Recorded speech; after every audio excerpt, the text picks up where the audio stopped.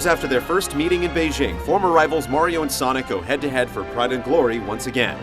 Mario and Sonic at the Olympic Winter Games delivers another multiplayer party with plenty of fan service, but the poorly implemented gesture controls have it missing the metal podium.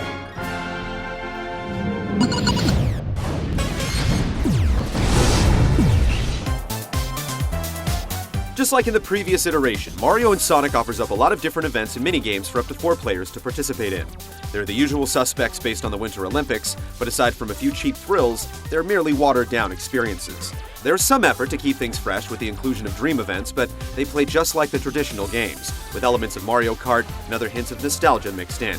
The heaping helping of fan service, which also draws on games like Super Mario Galaxy and Sonic Adventure, amounts to little more than smoke and mirrors.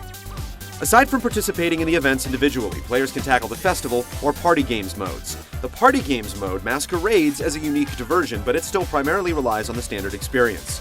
The same is true of the festival mode, which is a grind through the various events over the course of the mock Olympics. Even the inclusion of rival duels fails to amount to much. The handful of other distractions thrown your way, such as the ability to spend star tokens earned in events on unlocking extras in the shop, and comparing your best scores and times with others via the online ranking system, do little to make up for the rest of the package.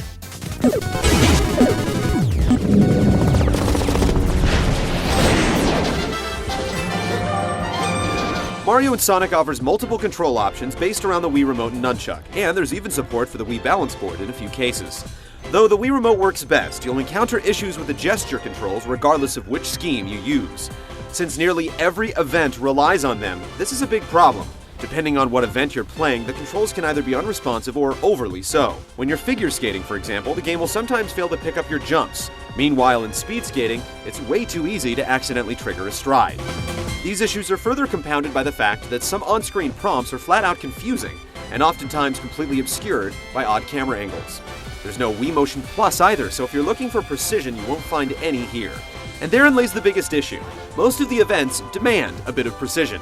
Sure, there's a degree of handicap to compensate for, but for those trying to make any headway in the game, it's a giant bump in the road that will derail the experience. This can't be. Given that this is a sequel, it's even more inexcusable that these wrinkles have yet to be ironed out.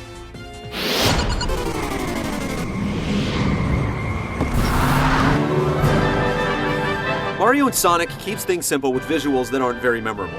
Most of the game looks like it's been recycled from the previous outing.